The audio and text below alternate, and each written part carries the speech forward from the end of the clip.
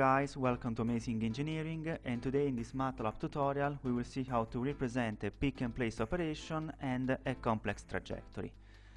Let's start from the pick and place operation, where we consider a scalar robot whose third link has a prismatic joint. As always, we have to define the Denavit and Hartenberg parameters of the robot. Then we can define the robot variable using the command serial link, and we can give a name to the robot.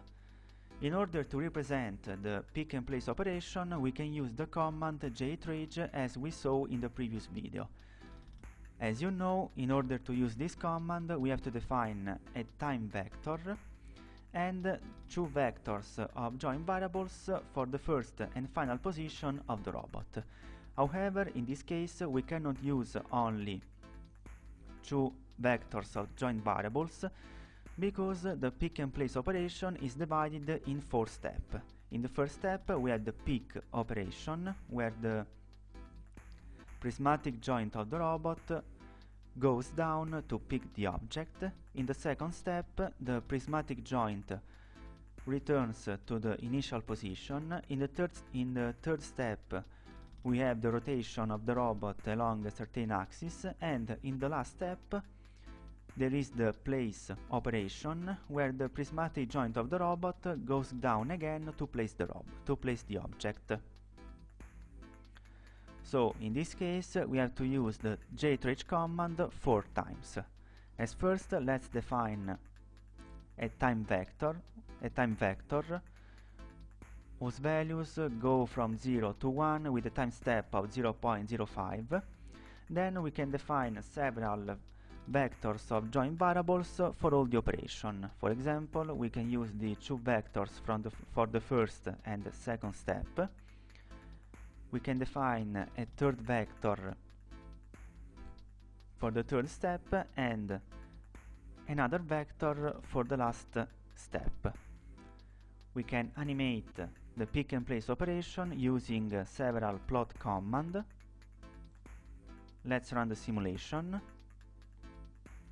As you can see, this is the first step, the second step,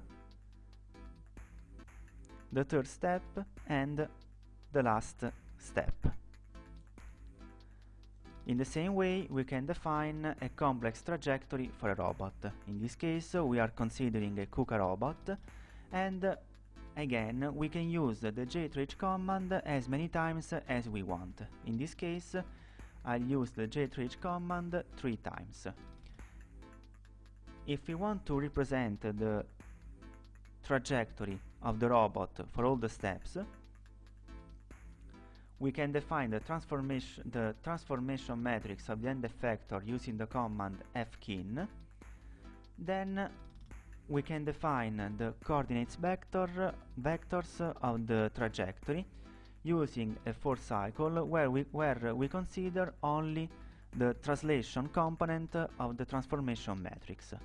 We repeat this operation for all the steps.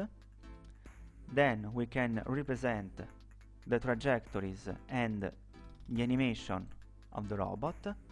Let's run the simulation. These are the trajectories of the robot, and as you can see, the robot goes through all of them. Well, this is all for today. I invite you to subscribe on my channel and see you for the next video.